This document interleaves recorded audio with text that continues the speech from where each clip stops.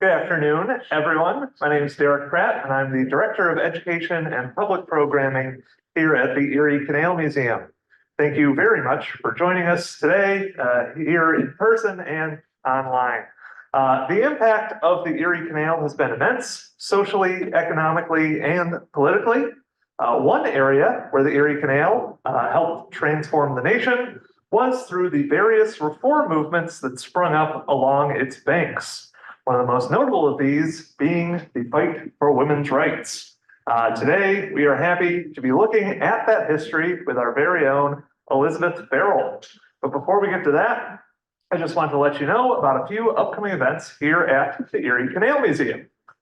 First, on April 18th, as part of our Deeper Dive series, we will have a day-long event featuring yours truly, giving talks on the canal's history. First, a basic introduction to the canal, then one about the century leading up to the digging of the canal in 1817, followed by Erie Eats, looking at the foodways on the canal, and finally, we'll be capping it off with a history of beer and brewing on the canal. Each of those events will be paired with snacks and beverages as well. Our next lunchtime lecture will be on April 25th, and will feature the Lake Champlain Maritime Museum's Executive Director, Chris Sabick, who will be discussing canal-related shipwrecks that were discovered at the bottom of Onondaga Lake.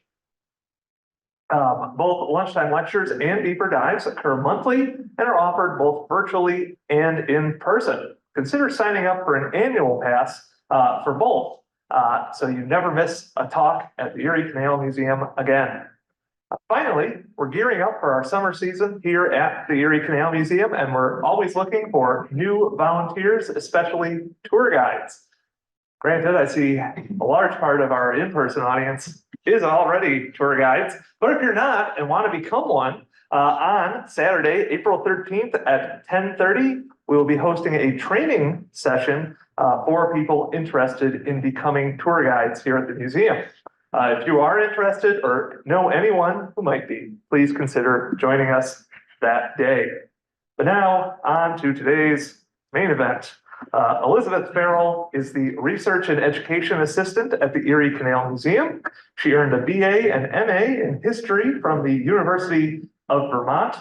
Go Catamounts. Following the path of many New Englanders before her, Elizabeth came to New York seeking opportunity on the Erie Canal. All right, take it away. No. Oh, yes, no. Okay, well, hello. Like Derek said, my name is Elizabeth. And while he's getting the clicker, yes, you may have noticed, have very little women's history on the walls of the museum. And so for the past few months in this role here at the museum, I have been kind of starting to look into that and remedying that gap. So in talking about that history, okay, I don't know how to change the slide without dancing.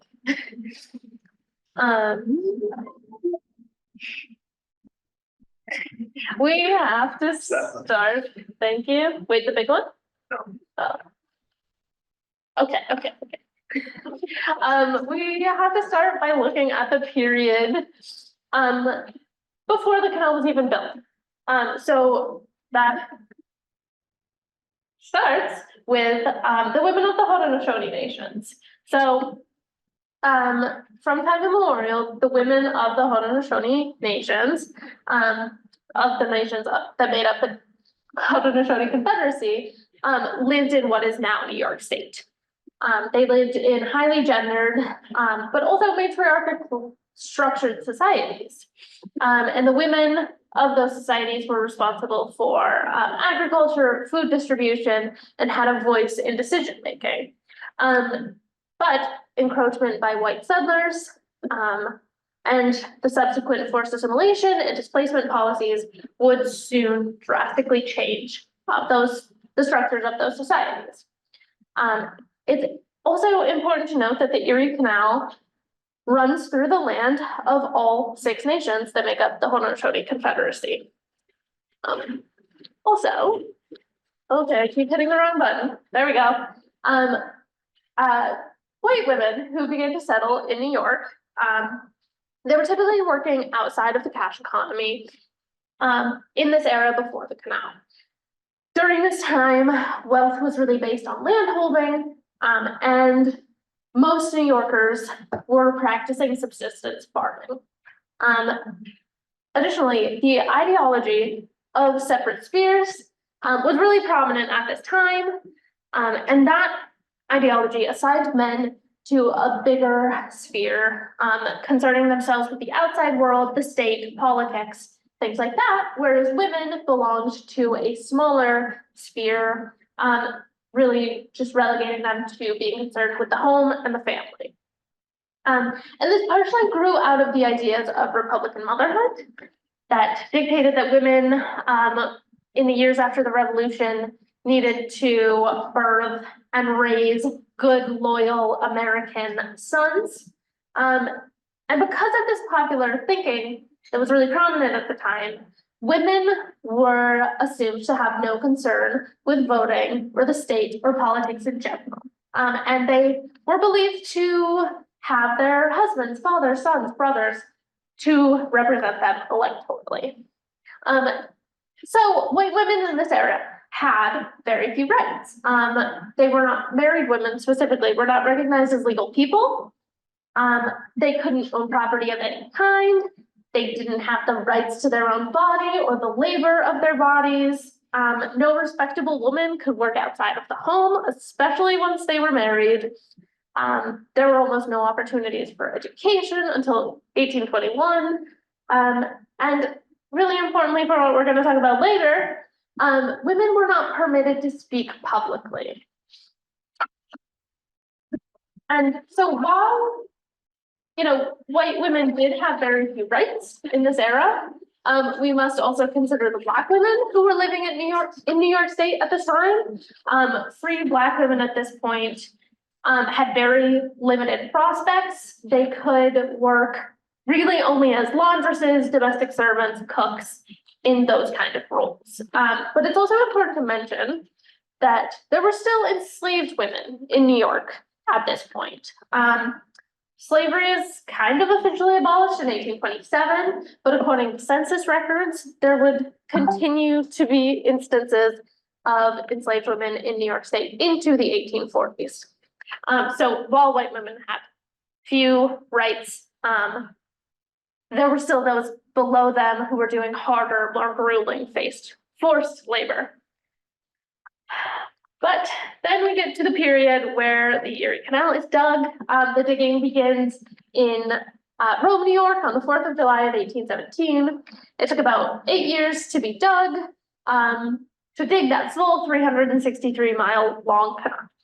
And it was dug by hand and therefore required a lot of labor. And initially, a lot of these laborers were American born, likely from New York or New England. And for the most part, it's the first time that they have access to jobs in which they can earn wages. That had been very uncommon in the era where most people were just working on family farms or in the family home. In this era of subsistence farming, there wasn't really access to wages. And so in some ways, this new access to wages further reinforces the separate spheres ideology, because it devalues female labor, because women still have almost no opportunity to get at those wages, and men can now earn wages for their labor. And typically, the canal was being dug through areas of New York State that were sparsely settled, that were relatively underdeveloped, which created a need for room, board, food, things like that among the men who were digging the canal. And also, there was no unified banking system in New York or the United States until 1861, making it easier for canal contractors to pay men in kind rather than in cash. So women do have, some women have the opportunity now to earn wages as part of this canal building effort. They could serve as cooks to feed the men or board diggers in their home, but they don't really have the opportunity to earn much in these positions, and they were absolutely not earning enough to kind of live off of these wages alone. And this is an item that we have in our collection here at the museum. It's Christine Davis's kettle. And the kettle is 1 foot high and 17 inches in diameter. So it's quite large. And Davis, while she was working as a cook for the canal workers during the original Erie Canal construction, has this pot made so that she can cook for many people at one time. So in addition to receiving things like food cooked by people like Christine Davis as part of their in-kind wages, men were also often being paid with whiskey rations. And it is likely that the laborers on the canal were drinking somewhere between a pint and a quart of whiskey a day, which is a lot. And so while it's true that, you know, at this point, water is relatively unsafe to drink, we do have evidence through letters from people who were living in upstate New York, in areas through which the canal was being dug. Through those letters, we know that those people were beginning to recognize that canalers had a bit of a bad reputation, specifically for their excessive drunkenness, before the canal was even opened. But then the canal does open in 1825, and it really revolutionizes trade and travel in the state. The canal makes shipping easier, cheaper, faster. A journey that would have taken 4 weeks before the canal now only takes 5 or 6 days. There's also new, easy access to the natural resources of what was considered the West at the time, thanks to the canal. And because of this new ability to transport goods and new access to resources, new factories, mills, industrial centers arise along the banks of the canal. But also people begin flooding into the area, both looking for those jobs or looking for opportunity to extract those natural resources. And so large numbers of young men from Eastern New York, New England, moved to upstate New York looking for employment on canal boats or in those canal side industries. And a lot of those young men are from the eastern part of the country, where land is starting to get really concentrated and they're not able to inherit. So they look westward for opportunity. But there was a new level of, or a new lack of oversight in these canal side jobs, which had not existed previously when sons were working exclusively on family farms or under trade masters. So you get kind of a new lack of oversight or supervision to keep these young men in line. They also now have access to cash and alcohol and are not being supervised very closely, leading to conditions on the banks of the canal, which some people might compare to that of a frat house. There's widespread drunkenness, there's violence, crime, fighting, gambling, etc. But on the contrary to that, there are also families moving into New York from the East and later from Europe, using the canal to move here and looking for those canal side jobs. And westward settlement is actually encouraged by New York State. The state exempts the personal belongings of immigrants from tolls, allowing these people to move here more cheaply with all of their belongings into these newly accessible areas of Western New York. And so although a lot of those immigrants who were coming into the area were frequently impoverished or ill from their journeys, or simply unaccustomed to life in these new areas of New York State. There was no social aid to help them either. So they may have turned to crime to survive, but they were also often blamed for crime and violence in these new canal cities. So in these years after the canals opened, cities are developing with so many folks flooding into these regions. And so they recognized in a lot of ways that this urbanization and industrialization was positive in many ways, but also folks in this era are beginning to notice some of the problems of urbanization and recognize that there's a need for societal control and societal reform. Also, in a talk about women on the canal, it's important to note that it was not only men who began to have access to jobs in these newly industrialized centers along the canal.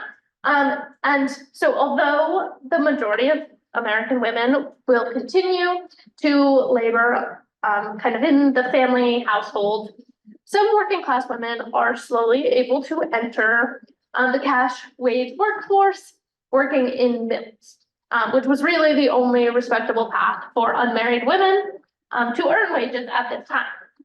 But really importantly also, the canal allows upper and middle class women now to access goods that are produced in factories or mills or have been shipped along the canal. So rather than have to make their own soap and candles and mill their own flour or weave their own fabric, they could now purchase these items, which leads to a new level of free time for upper and middle class women, which hadn't existed before. And this is a really important precursor to the reform efforts that will follow. Also, with the changes in the canal's opening, religion becomes kind of an answer for these problems that are arising in society in New York. Before the canal, New Yorkers, Christian New Yorkers, are practicing a kind of unorganized, informal religion that's often referred to as folk Christianity. And at this time, New York State is still really loosely settled. Before the canal, the Appalachian Mountains kind of separate this area. And without any developed infrastructure before the canal, there's no real way for professional clergymen to easily access the Christians in this part of the state. All of the established churches were really centered on the East Coast. But the canal provides new access to these people living in upstate New York, which is utilized by people like Charles Finney, who is in the far corner. You can see him there. Charles Grandison Finney worked for a time as a lawyer in Jefferson County before he was ordained in 1824. And by 1825, when the canal is opened, he begins preaching throughout the state. And he takes advantage of this new efficient waterway to preach his message of perfectionism. And Finney is a really major character in the Second Great Awakening revivals. And with that movement, people are really embracing the ideas of perfectionism and turning away from Calvinist ideas of predestination, and instead teaching people that they are responsible for both their own sins, but also the sins of their societies and communities. And so Finney preaches that one must perfect themselves by kind of publicly professing their sins and reforming their own behavior before they could then move on to kind of root out the sins of society more broadly in their community. And through this, they could bring about, the millennium and Christ's second coming by reforming their own behavior and then reforming the behavior of those around them in their communities. And so Finney traveled throughout the state, kind of preaching those ideas, and he sees the most conversions and the most success in canal cities, specifically Rochester and Utica. And so in that preaching of perfectionism, he's particularly targeting the sins of enslavement, drunkenness, prostitution, and things like that, things that were really relevant in this place and time in history.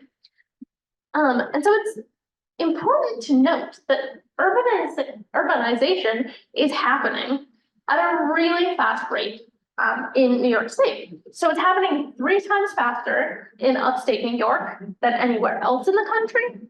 And Syracuse is a really kind of powerful example of that. So the 1820 census tells us that there were 250 white settlers living in Syracuse in 1820.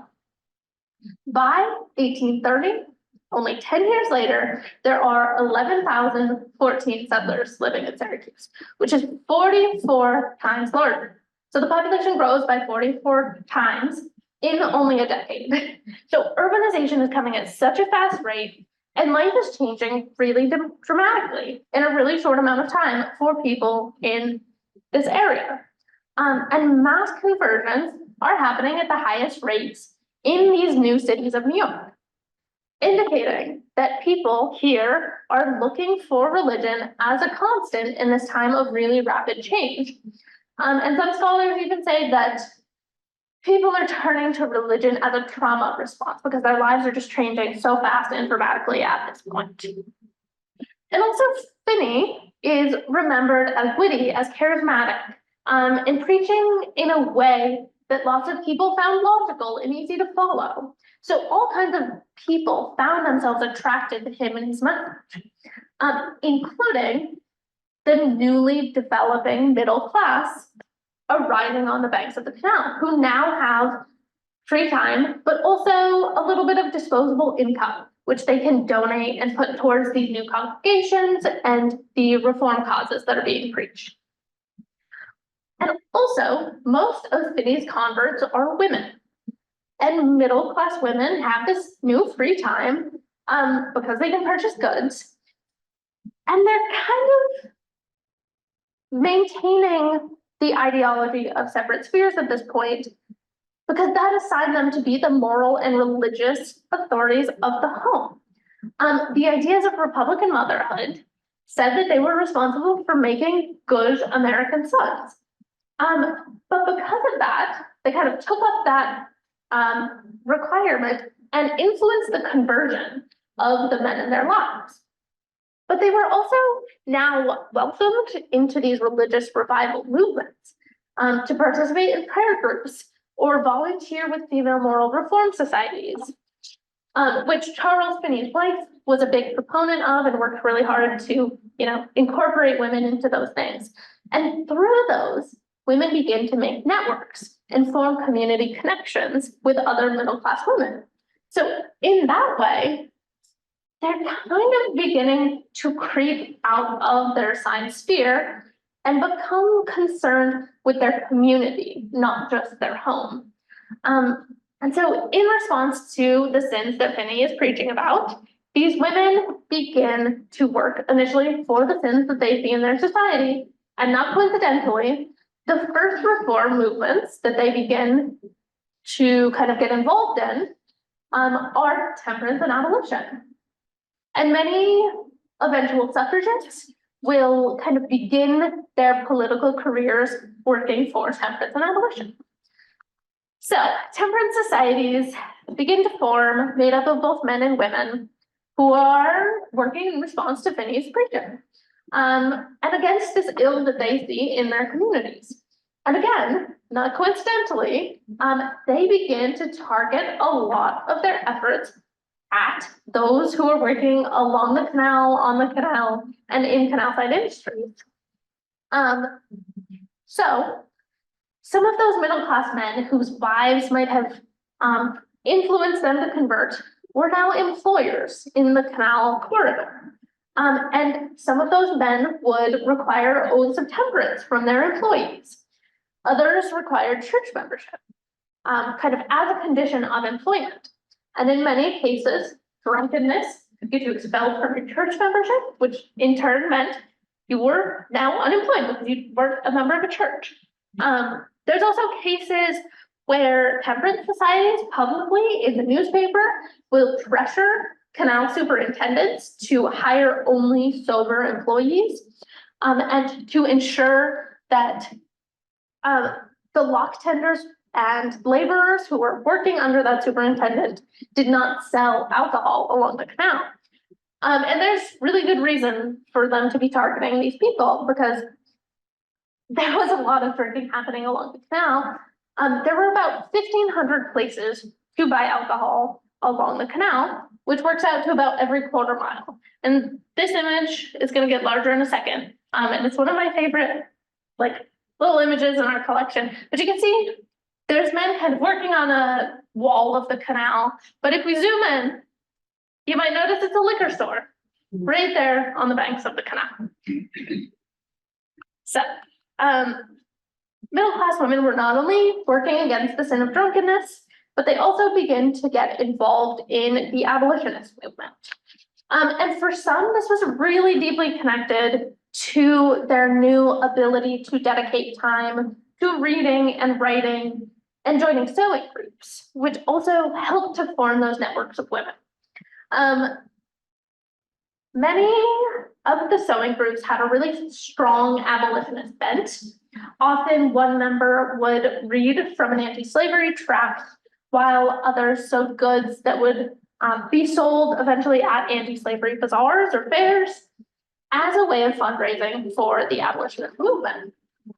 And in fact, at one point, this network of female reformers in these sewing groups, at one point, fund Frederick Douglass's North Star newspaper, which you can see on the screen, through this fundraising effort. They are able to fund his newspaper for a time.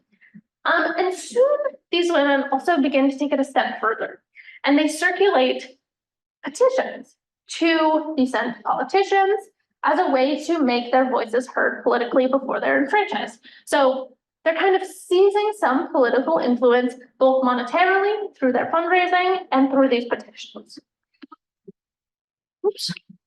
Oh, okay, but women also began to take it a step further again and join anti-slavery societies. And as women joined these anti-slavery societies, they begin challenging the ideas of separate spheres even more, getting involved in an explicitly political debate, but also attempting to speak publicly against enslavement, which women were absolutely not permitted to do at this point.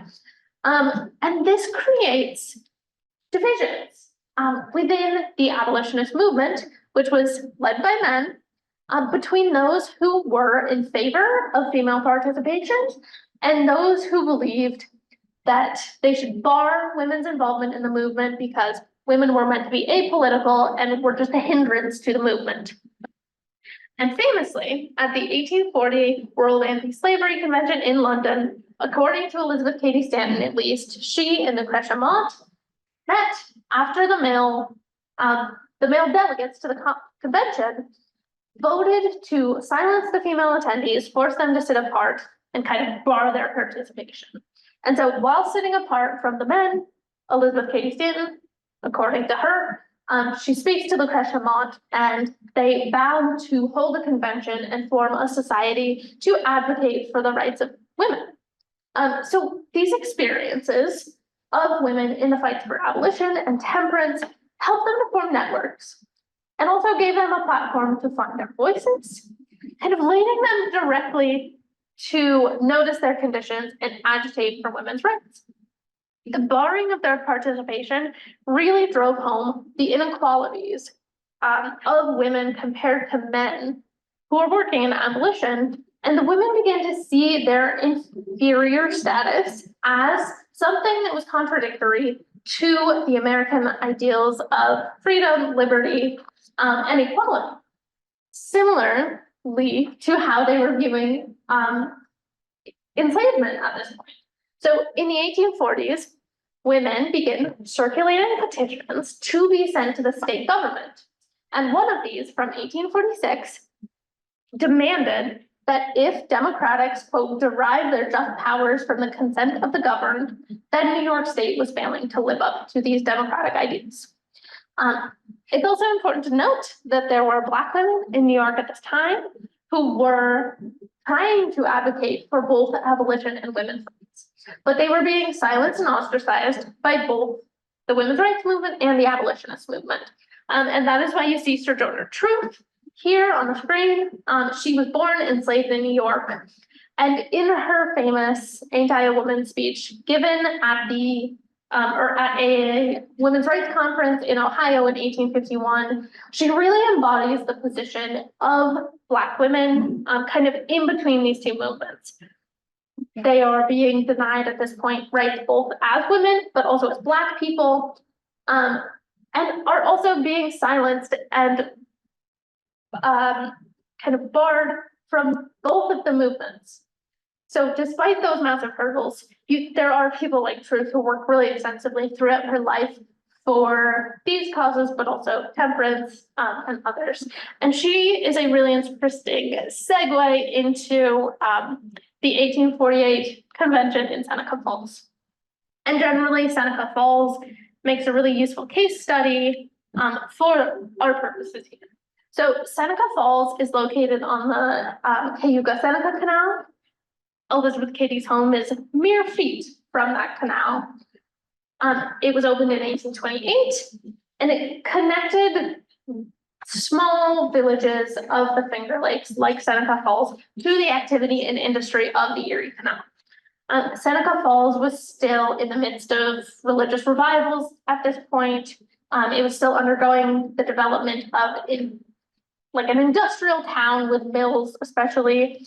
And it was experiencing an influx of massive numbers of people who were emigrating to the area, looking for this opportunity, both in those industries and in exporting the natural resources of the Finger Lakes. So in the early 1840s, we also know that a strong reform-minded community is beginning to develop in Seneca Falls. So in 1843, the women in the area hold an anti-slavery fair to both teach about abolition, but also sell those sewn goods to raise money for the movement. And in that same year, 1843, those who are permitted to vote in Seneca Falls vote to ban the sale of alcohol in the town. So by 1848, it was also the home of 4 out of the 5 women who organized the 1848 convention.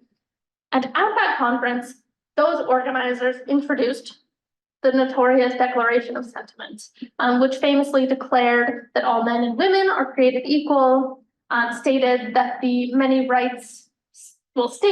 the rights that were due to women, like the right to vote, protesting the legal death of women after they were married, and kind of pushing back against a lot of the limitations on women, including the limits around getting an education, among many other points. And all of this was being declared for the first time publicly. So it was really radical at the time, but it's all happening just off of the Erie Canal, or the Erie Canal, the canal system, and the Cayuga and Seneca Canal. And so the Declaration of Sentiments is signed by 100 of the attendees, 68 women and 32 men, many of whom live in what I would call canal towns, meaning towns that are just off the canal system, towns that owe their settlement and development to the canal system. And many of those female attendees lived in places like Seneca Falls, its neighboring Waterloo, Rochester, the villages outside of Syracuse, etc., all of which were, and in many ways still are, canal towns. Additionally, got a little ahead of myself on the slide, but that's okay.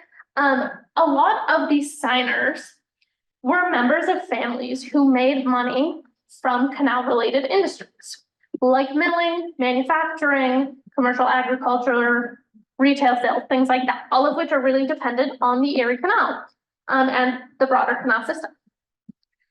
Those industries allowed families to earn money, which then supported the activism of these women and granted particularly the female signers a level of free time to do things like learn about these reform movements and attend conferences like this one in 1848 in Seneca Falls. So the first example of that I have here is Rhoda Palmer, who grew up in Geneva with abolitionist parents who were farmers. Geneva was at the terminus of the Cayuga and Seneca Canal. And throughout her life, Rhoda Palmer traveled along the Erie Canal and later on trains, kind of going through the Northeast into the Great Lakes region, expanding her horizons, learning about these progressive movements, and attending conferences. So in 1848, she signed the Declaration of Sentiments, and then at 102 years old in 1918, she was able to cast her first ballot in a New York State election. And she is one of the many signers whose lives and activism were really shaped by the canal and the changes that it brought to the regions of New York. Susan B. Anthony, who you now see on the screen, was not at the 1848 convention, but members of her family were. Susan B. Anthony was teaching in Canajoharie at the time, which is another canal town, but because of that teaching role, she was unable to travel to this conference. She also, as a child, moves to Rochester using a canal boat with her family, where she lives for the rest of her life. Rochester was a major canal town, and in many ways still is, but it experienced a lot of growth and changes because of the canal. And also, when Susan B. Anthony stopped teaching, she managed her father's farm, another industry that was really developed or really dependent on canals. And so as Susan B. Anthony became involved in these movements, she also conducts campaigns through the state and canal corridors, gathering petition signatures. And then later on lecture tours, she gathers crowds in canal towns. And she uses the canal for travel for these different purposes. You also have Melissa Jocelyn Gage, who is another more local version of this. She settled in Fayetteville after spending her youth in Cicero, working for abolition. Her husband was a dry goods merchant, definitely a canal-dependent industry. And their family was definitely middle class. Their home was just off of a feeder canal that connected to the Erie. And Matilda Jocelyn Gage, gave her first speech for women's rights just across the street at the Syracuse town or city hall in 1842. So the canal continues to be, for a lot of these women in this early era, a center point of life. But in the later decades and second generation of the women's rights movement, the canal continues to be a center point for those who were not signers of the Declaration of Sentiments, including for Hester Jeffries, who was a resident of Rochester for most of her life. She worked in canal towns as the founder of the Susan B. Anthony Club and the Political Equality Club of Rochester. She also she attended gatherings of statewide organizations in canal towns, like at the 1902 National Association of Colored Women Convention in Buffalo, and then in 1905 at the New York State Suffrage Association Convention in Rochester. So even though she was working in a time in which people were traveling on trains instead of the canal, Jeffries' activism was still really focused in canal towns. So in many ways, the canal provided a through line for the women's rights movement. But also, people were traveling along the canal from canal town to canal town for conferences, lecture tours, etc. And the canal facilitated this progress for the movement. It was, along with railroads later, essential for travel and lecture tours, in which people would kind of gain support for the movement and also gather donations, which helped support the movement. And so Abby Kelly Foster, who toured with Frederick Douglass, both in favor of women's rights and abolition, described going on a packet boat for the first time during her tours of New York and Ohio in the 1840s. But also the canal facilitated mail communication, which helped maintain the networks of women who were working within this movement. Mail was shipped along the canal for a period, and this movement was really dependent on letters to communicate and plan about lecture tours, conferences, sharing ideas, etc. So in a lot of ways, the canal set the scene for the women's rights movement and helped develop the towns in which reform thrived, and kind of helped facilitate the progress of the movement as well. So when the Civil War began, the fight for women's rights halted in a lot of ways.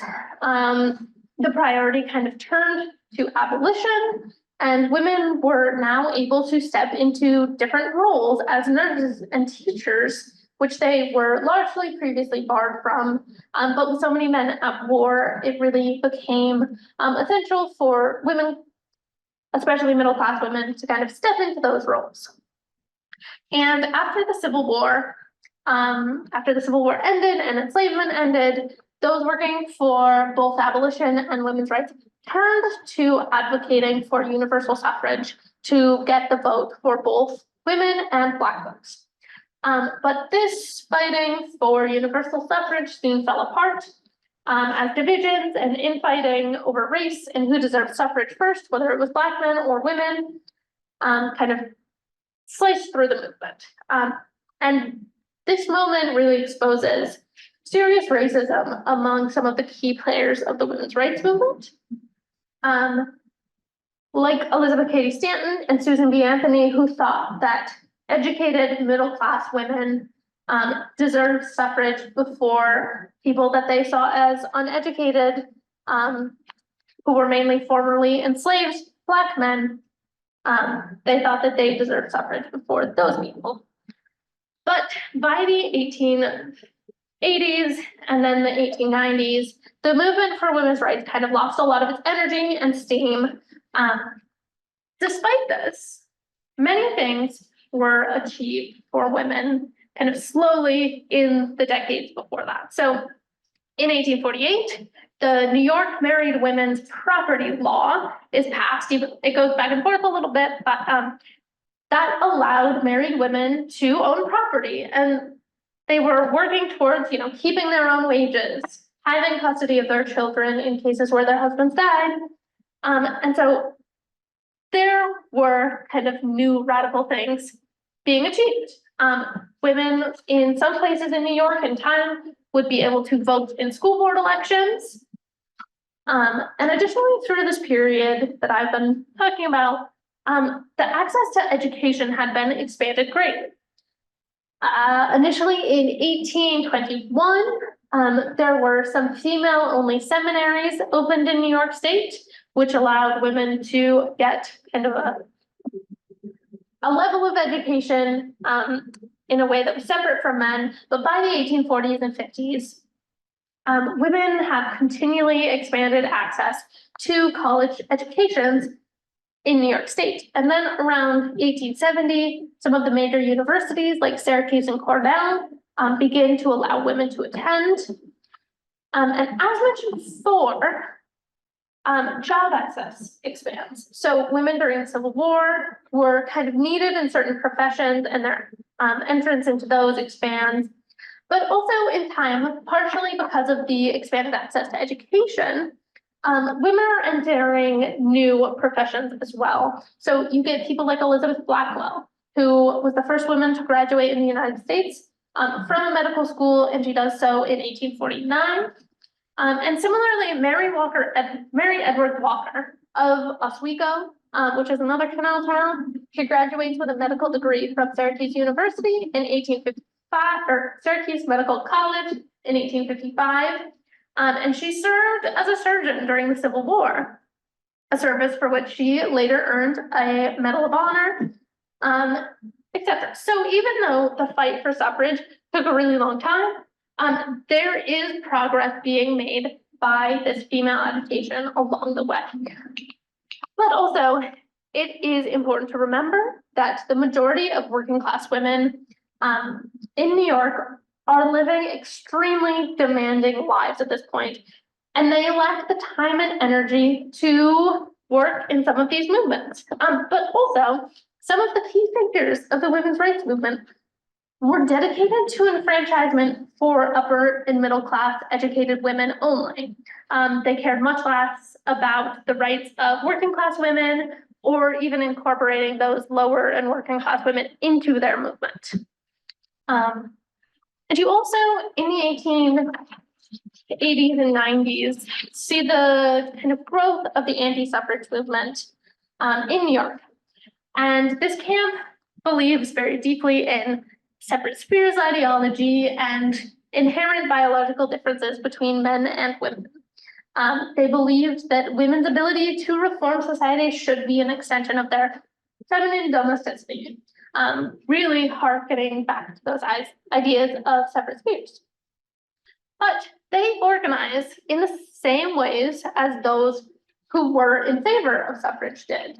They go on lecture tours, they speak publicly, they kind of convey their message through letters, essays, and publications.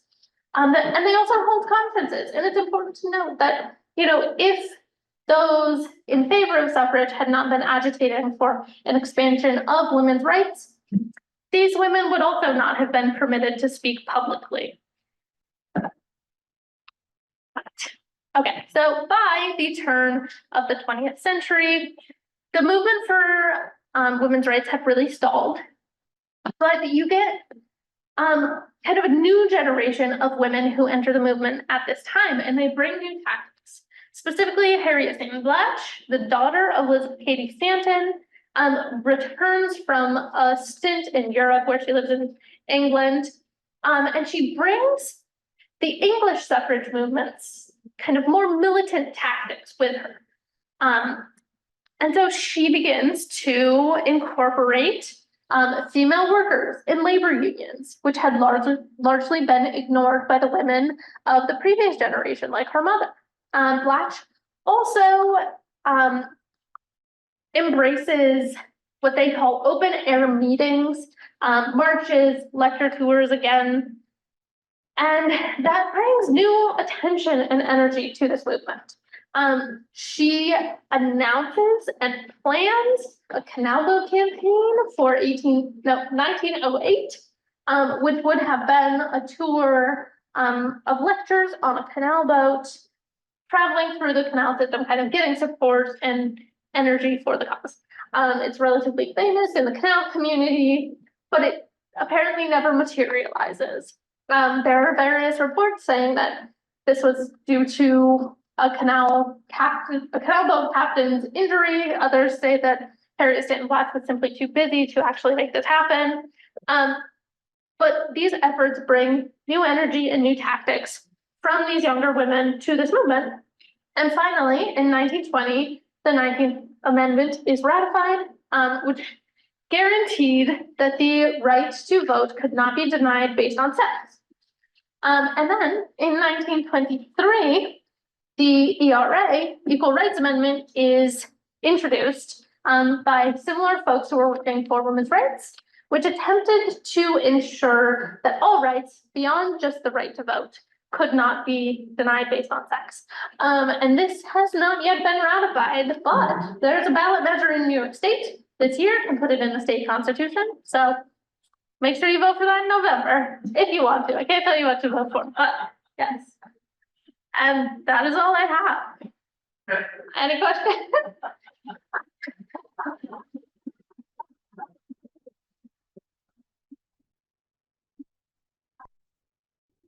I just want to say, if you want to vote for that, be sure to turn your ballot over. It's more likely that it's going to be on the back of the ballot. Okay. Melissa, we have one question on Zoom, question, but see, it said, we have to be careful we don't ignore the thousands of women who had no choice but to work outside the home because of economics. The quote, not allowed to work apply to other classes. New research is coming out on this. Do you have anything more to say on, I don't know, the relationship between class and women's rights? I mean, there's a lot of class plays into this in a lot of ways, and For the large part, lower class and working class women are not welcomed into the movement. They're not really thought about until later, though they are, like, there's a lot of women working in labor unions to kind of improve their conditions. But yeah, they don't, according to the current kind of historical narrative, they are not in this movement broadly. But I mean, I'd love to know more about what they were doing and the strides that they were making. Yeah, Thank you. That was great. thanks. I was thinking about how, when we do our tours and things and talk about the ODs and the canalers, the boats themselves. Can you say much about the role of, I mean, I know the women generally have the traditional roles on the boat as cooks and washing and things like that. But is there anything else maybe notable? We know if there were any women pilots or any women OGs or other women that worked other kinds of maybe more groundbreaking or less traditional roles? Yeah, well, there were definitely women doing all of those roles. There are instances of like canal boat captains' daughters who are working as mule drivers. There are women who captain and own boats. Beyond that, I don't really know. Like, I think on the canal, because in many cases, it was kind of like family businesses running the canal that, they had daughters that they put to work in whatever positions that they had, and they needed women or bodies to fill. Beyond that, I think women are working everywhere. Women have always worked, but in a lot of cases, it's kind of behind the scenes. I am currently looking at employment records for this building, and women that were being paid out of this building, and a lot of them were cooks, but there's also stenographers and other people who are filling roles, kind of in the canal as they are able to or needed to, I think. But I don't think you can like generally say women were working as, mule drivers commonly.